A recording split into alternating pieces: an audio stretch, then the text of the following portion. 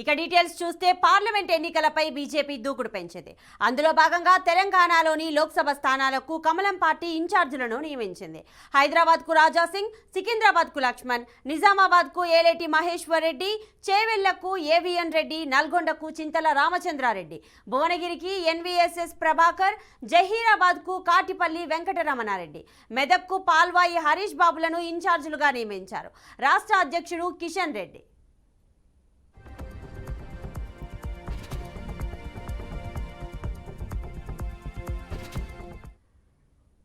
ఇక ఇదే అంశం గురించి పూర్తి సమాచారం మా ప్రతినిధి రాజశేఖరాచారి అందిస్తారు. రాజశేఖరాచారి, చెప్పండి.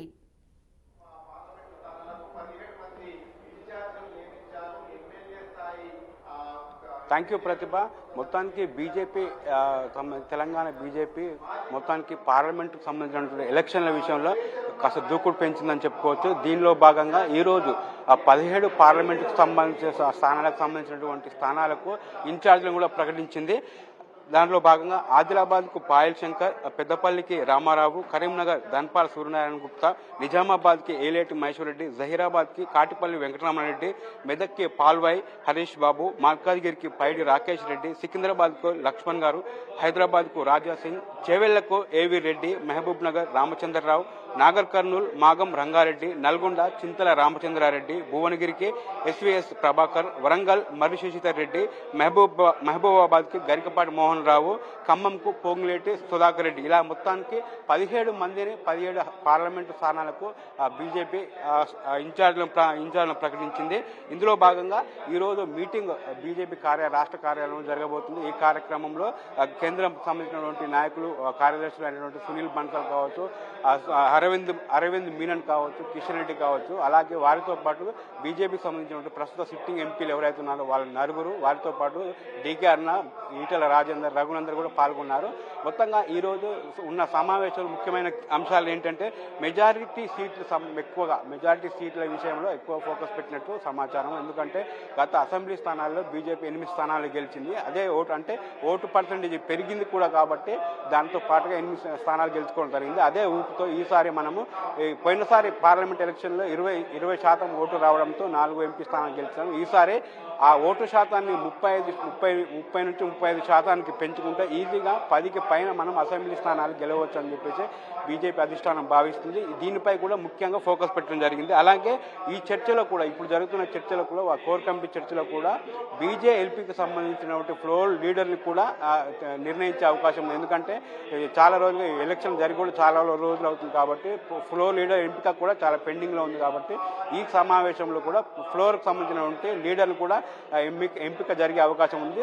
దానిలో భాగంగా రాజాసింగ్ మరియు ఏలేటి మహేశ్వర్ రెడ్డికి సంబంధించిన వీళ్ళిద్దరి మధ్యన పోటీ ఉంది. కాబట్టి వీళ్ళలో ఎవరినో ఒకరిని ఈరోజు అధ్యక్షునిగా ప్రకటించే అవకాశం కూడా ఉంది.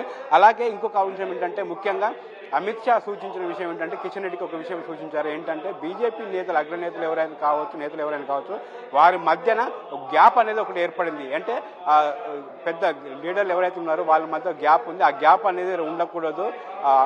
వర్గ విభేదాలు కావచ్చు, కాన్స్టిట్యూన్సీకి సంబంధించిన విషయాలు ఏవైనా కావచ్చు, వారు ఎవరైనా సరే వారి మధ్య ఉండేటువంటి గ్యాప్ తగ్గించుకోవాలి. అందరు కలుపుగోలుగా ఉండి రాబోయే పార్లమెంట్ ఎలక్షన్లకు అందరూ సమాయత్తం కావాలని చెప్పేసి అమిత్ షా కిషన్ రెడ్డికి సూచించడం జరిగింది. అలాగే సమన్వయం చేసుకునే బాధ్యత కూడా కిషన్ రెడ్డికి అప్పగించడం జరిగింది. వీటితో పాటు 35% ఈసారి ఓటింగ్ శాతం 35% పెరగాలని చెప్పేసి చెప్పడం జరిగింది. అలాగే సంస్థాగతం అంటే కింది స్థాయి నుంచి, గ్రామ స్థాయి నుంచి మండల స్థాయి వరకు, అలాగే జిల్లా అధ్యక్షుల వరకు కూడా అధ్యక్షులు కొంతమంది మార్చే అవకాశం కూడా ఉండబోతుంది. ఎందుకంటే గత అసెంబ్లీ ఎన్నిక స్థానాల్లో ఎవరికైతే క్యాడర్కు లీడర్లు కావచ్చు, రాష్ట్ర మరియు జిల్లా అధ్యక్షులు ఎవరైతే ఉన్నారో వాళ్ళకు కొన్ని విధులు నిర్వర్తిస్తే ఆ విధుల నిర్వర్తనలో కొంచెం బీజేపీకి సంబంధించిన లీడర్లు అలసత్వం ప్రకటించాలని చెప్పేసి బీజేపీ అధిష్టానానికి వెళ్ళింది. కాబట్టి వాళ్ళ అధికారులకు సంబంధించిన జిల్లా అధికారులకు కూడా వాళ్ళ మార్పులు కూడా చేసే అవకాశం కూడా ఈ కమిటీలో ఉండబోతుంది. అయితే ఇందులో ముఖ్యంగా పార్లమెంటు ఎన్నికలపై అనుసరించాల్సిన విధి విధానాలు ఏంటి కూడా బీజేపీ ఈరోజు చర్చించబోతుంది. దానిలో భాగంగా కూడా ఈ నెల 22వ తారీఖు రామ మందిరం కూడా ఓపెనింగ్ చేయబోతున్నారు. కాబట్టి దానికి సంబంధించిన పూర్తి విషయాలు కూడా క్యాడర్కి తెలియజేయాలి. రామ మందిరం విశిష్టతను కూడా ప్రజల్లోకి వెళ్ళి చెప్పాలని చెప్పేసి చెప్పడం జరిగింది. దానిలో భాగంగా రామజన్మ భూమి ట్రస్ట్ వాళ్ళు కూడా ఈ గత 1 తారీఖు నుంచి కూడా అక్షంతల వితరణ కావచ్చు, వివిధ కార్యక్రమాలు కావచ్చు, ప్రజల్లోకి వెళ్తూ గ్రామ స్థాయికి వెళ్తూ కూడా బీజేపీకి అనుకూలంగా ప్రచారం చేయడం జరుగుతుంది. మరొక వైపు ఆ బీజేపీకి సంబంధించినటువంటి కేంద్ర ప్రభుత్వం ప్రవేశపెట్టినటువంటి స్కీములు ఏవైతే ఉన్నాయో, పథకాలు ఏవైతే ఉన్నాయో వాటి విషయంలో కూడా ప్రజలకు తెలియజేయాలి. అలాంటి లబ్ధిదారులు ఎవరైతే ఉన్నారో వాళ్ళని సెలెక్ట్ చేసుకొని వాళ్ళతో కొన్ని మీటింగ్లు కండక్ట్ చేసి వాళ్లకు ఆ స్కీముల యొక్క ప్రాధాన్యత, మీరు ఎలా లబ్ధి పొందుతున్నారు, ఎవరి ద్వారా లబ్ధి పొందుతున్నారు అనే విషయాలు కూడా పూర్తిగా వాళ్ళకు దిశానిర్దేశం చేయాలని చెప్పేసి క్యాడర్కు నిర్ణయించడం జరిగింది.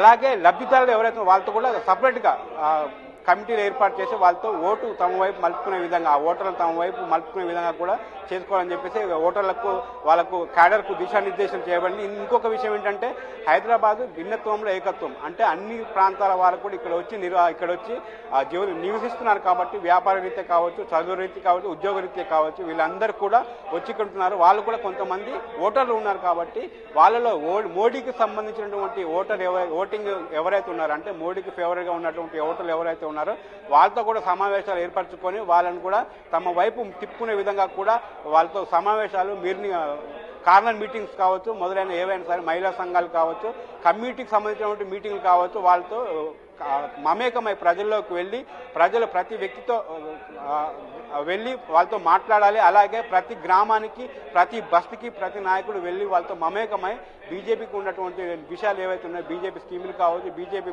ప్రవేశపెట్టిన అంశాలు కావచ్చు, అన్ని విషయాలు కూడా కూలంకషంగా ప్రజలకు వివరించి వారిని బీజేపీ వైపు మళ్ళే విధంగా ప్రచారం చేయాలని చెప్పి క్యాడర్కు దిశానిర్దేశం చేసే అంశాలు కూడా ఈరోజు చర్చించబోతున్నారు. ప్రతిభ. Right, thank you Rajasekhar.